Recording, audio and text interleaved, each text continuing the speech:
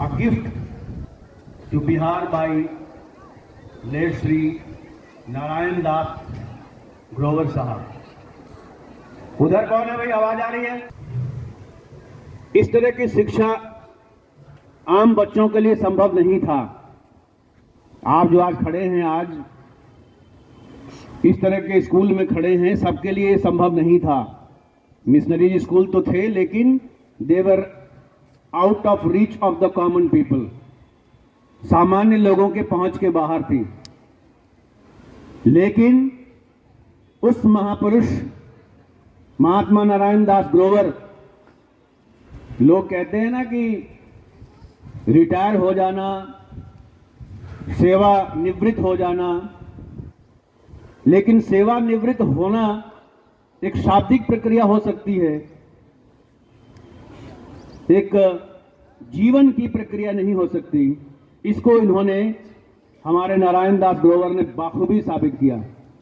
60 वर्ष के बाद लोग अमूमन रिटायर होकर सेवानिवृत्त घर में आराम करना पसंद करते हैं, लेकिन जब ये रिटायर हुए तो इनको बुलाया गया था डीएवी सीएमसी, जो हमारा मुख्य कार्यालय है दिल्ली में। यूं तो ये संस्था बहुत पुरानी है, 1886 में पहली संस्थान खुली थी, लेकिन उसके बाद बिहार में इसका प्रचार प्रसार नहीं था। करीब 100 साल के बाद बिहार में आया, और वो लाने का श्रेय जो है वो महात्मा नारायण दास ग्रोवर को ही जाता है। 60 वर्ष रिटायर होने के बाद वो व्यक्ति बुलाए जाते हैं डीएवी सीएमसी, और वहां पर जो प्रधान होते हैं वो कहते हैं कि आपको एक विशिष्ट कार्य के लिए आपको बिहार जाना है, क्योंकि बिहार शैक्षणिक रूप से बहुत समृद्ध उस समय नहीं था। तो भाई आपको क्या चाहिए?